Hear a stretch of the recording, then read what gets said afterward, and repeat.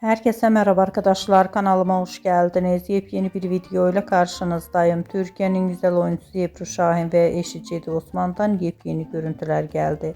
Muhteşem çiftimizin bir arada olan yepyeni görüntülerini sizler için YouTube kanalımda video halinde sunuyorum. Umarım beğenirsiniz. Arkadaşlar, videomu beğendiyseniz kanalımı izlemeyi ve bildirim butonuna basmayı unutmayın. Şimdilik benden bu kadar olsun. Yeni videomuzda görüşmek üzere. Hoşça kalın.